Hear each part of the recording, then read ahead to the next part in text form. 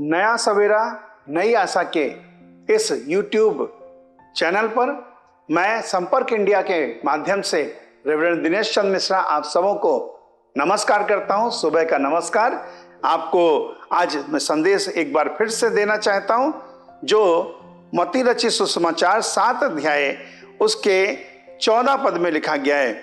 सकेत है वो फाटक और सकरा है वो मार्ग जो जीवन को पहुंचाता है, और थोड़े हैं जो उसे पाते हैं। मैं आज आपको आज की सुबह में यह कहना चाहता हूं कि चौड़ा रास्ता है, सकरा रास्ता है, लेकिन वो जीवन को पहुंचाता कौन सा है? एक ऐसा फाटक है जो कि हमको दिखाई देता है सकरा, लेकिन वो जीवन को पहुंचाता है। लेकिन ऐसा फाटक जो चाकल है, जो विनाश को पहुंचाता है। आप कौन से रास्ते पे, कौन से दरवाजे से जाना चाहेंगे? आज बहुत सारे बच्चे लोग हैं जो विनाश के रास्ते को अपना रहे हैं। मैं आज आपको कोई रास्ते के बारे में नहीं बता रहा हूं, लेकिन इसके बारे में कहकर एक रास्ता बताना चाहता हूं। बहुत सारे लोग गलत संगति में फंसकर वो नशे के आदी हो जा रहे हैं। उन्होंने नशे का रास्ता अपना लिया है।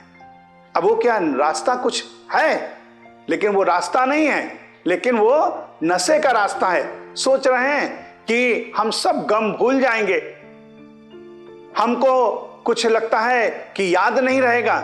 लेकिन मेरे प्यारे भाइयों बहनों, वो कुछ समय के लिए लगता है, लेकिन वो रास्ता जो आपने अपनाया है, मेरी बेटी, मेरे बेटे, वो रास्ता विनाश को पहुंचाता है। वचन क्या बताता है? एक ऐसा रास्ता है जो चौड़ा दिखाई दे रहा है, एक ऐसा रास्ता जो चौड़ा है, लेकिन वो विनाश को पहुंचा रहा है। कह रहे बहुत सारे लोग हैं जो विनाश को अपना रहे हैं। मैं आज आपको कहना चाहता हूं, सुनिएगा बहुत ध्यान से। एक व्यक्ति जानबूझकर अपने पैरों पर कुल्हाड़ी मार रहा है। वो व्यक्ति परमेश्वर का सेवक है, उसे मालूम है ये रास्ता ठीक नहीं है, लेकिन उसने उस रास्ते को अपनाया। उस व्यक्ति का नाम मालूम है? आप जब सुनेंगे तो चौंक जाएंगे। उस व्यक्ति का नाम है योना, यूनुस उसे कहते हैं।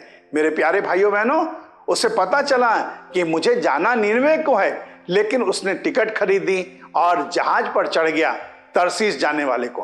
करे जानबूझकर विनाश की तरफ जा रहा है। मैं कहना यह चाहता हूं कि जब उसने जहाज का टिकट खरीदा, सवार हुआ और तूफान आया, मैं आपको यह कहना चाहता हूं कि वो व्यक्ति विनाश के गर्त में चला गया। हालांकि परमेश्वर ने बाद में उसे उद्धार किया, लेकिन मैं आज आपको कहना चाहता हूं कहीं ऐसा ना हो आप वो रास्ता अपना लें जो विनाश को पहुंचाता है। कहीं देर ना हो जाए, कहीं आपको बताने वाला कोई ना हो। मेरे प्यारे भाइयों बहनों, कई दफा ऐसा होता है जैसा उड़ाऊ पुत्र। एक पिता के 2 बेटे थे और 2 बेटे में से छोटे बेटे ने अपने पिता से कहा कि मुझे मेरा जो हिस्सा बनता वो दे दीजिए, जिससे मैं अपना काम कर सकूं। उसने अपना हिस्सा लिया, दूर देश को चला गया। दूर देश को जाने पर क्या हुआ सुनिएगा। ऐसा समस्या आया, उस देश में अकाल पड़ा। उस देश में लोगों को खाने को नसीब नहीं हो रहा था। इसके पास भी पैसे सब समाप्त हो गए। जो इसके यार दोस्त थे वो सब उसे छोड़कर चले गए। अब ये व्यक्ति भूखों मरने लगा। ये कहने लगा कि मैंने जो ये रास्ता अपनाया था, शायद मैं सोच रहा था कि मेरी जिंदगी संवर जाएगी, लेकिन ये रास्ता मेरे लिए मेरे जिंदगी का बहुत बड़ा फंदा बन गया। मैं क्या करूं, क्या ना करूं। मैं आज आपको कहना मांगता हूं, कहीं इस उड़ाऊ पुत्र के समान आप भी तो उस रास्ते को नहीं अपना रहे हैं जो विनाश को पहुंचा रहा है। मेरी बेटी, आप रात को 12 बजे घर से निकलती हैं और कहती मम्मी मैं जा रही हूं एक पार्टी में, ये रास्ता विनाश को पहुंचा रहा। बेटी, आप अपने दोस्तों को फोन करते हैं और कहते हैं कि आप हमारे घर आइएगा और कहिएगा एक बड़ा सा मैच है, हम सब लोग देखने के लिए जाएंगे, और बाद में जाकर उन लोगों के साथ में नशा करते हैं। मेरे प्यारे भाइयों बहनों, बच्चों, ये रास्ता विनाश को पहुंचा रहा है। प्रभु का वचन बताता है कि वो रास्ता जो विनाश को पहुंचाता है उस पे चलने वाले बहुत से हैं, उस पे चलने वाले बहुत से हैं। लेकिन मैं आज आपको कहना मांगता हूं, दिल की गहराई से हाथ जोड़कर आज की इस सुबह में मैं निवेदन करना चाहता हूं, विनाश का रास्ता हम नहीं अपनाएंगे। वो रास्ता जिसमें बहुत सारे लोग हमको दिखाई दे रहे हैं, चल रहे हैं, जा रहे हैं, लेकिन मैं उस रास्ते पे नहीं जाऊंगा। मैं कौन से रास्ते पे जाऊंगा? सही रास्ते पे जाऊंगा। मैं आज आपको एक व्यक्ति का उदाहरण देना चाहता हूं। इसके पास भी विनाश के रास्ते ने दरवाजा खटखटाया। इस व्यक्ति का नाम है यूसुफ। पोतीपर की स्त्री ने उसके दरवाजे को खटखटाया कि देख, अगर तू मेरे साथ सो जाएगा तो तुझे बहुत चीजें मिलेंगी। लेकिन यूसुफ ने उसका इनकार करा। यूसुफ के लिए रास्ता कौन सा था? जेल खाना। या तो पोतीपर की पत्नी के साथ सो जाता तो उसे बहुत कुछ मिलता, लेकिन उसने कहा मुझे ये विनाश का रास्ता नहीं चाहिए। हालांकि मुझे कुछ समय के लिए तकलीफ उठानी पड़ेगी, मैं जेल में जाऊंगा, लेकिन मुझे आनंद मिलेगा।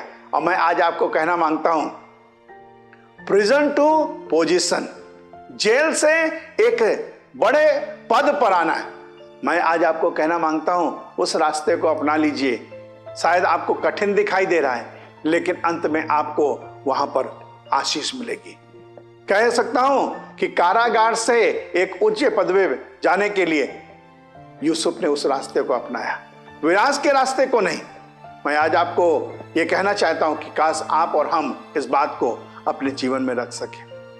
मैं एक और उदाहरण कहूंगा। कई दफा ऐसा होता है कि हम भी किसी के प्रेम में पड़कर उस रास्ते को अपना लेते हैं, और जिसके कारण हम अपने और अपने परिवार के लिए जान जोखिम में डालते हैं। याकूब के 12 बच्चे थे। आप समझे कितने बच्चे थे? 12 बच्चे। और 12 बच्चों में से एक बेटी भी थी, डीना उसका नाम था।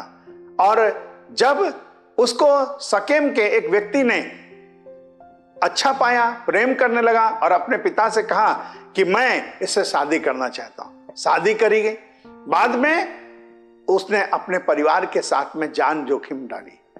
मतलब क्या है कि एक ऐसा रास्ता अपना रहा है, लगता है कि मुझे ये लड़की प्राप्त हो जाएगी, लेकिन बाद में उसे नुकसान हुआ, उसके परिवार को नुकसान हुआ। एक रास्ता ऐसा है जो विनाश को पहुंचाता है। मैं आज आपको कहना मांगता हूं कि क्या आज अपने जीवन में उस विनाश के रास्ते को आप हटा देंगे, उस विनाश के रास्ते को छोड़ देंगे और सही रास्ता अपनाएंगे? आइए अपनी आंखों को बंद करें, उस परमेश्वर से प्रार्थना करें, प्रभु मुझे बुद्धि दे कि मैं विनाश के रास्ते को पहचान सकूं और रास्ते से मैं अपने आप को हटा सकूं। प्रभु यीशु मसीह नासरी, आज की सुबह में हम सबों को प्रभु सामर्थ्य दे, ज्ञान दे कि हम विनाश के रास्ते पर ना चलकर जीवन के रास्ते पर चलें। यीशु मसीह नासरी के नाम में मांगते हैं, आमीन। आप सबों को प्रभु यीशु मसीह के नाम में नमस्कार।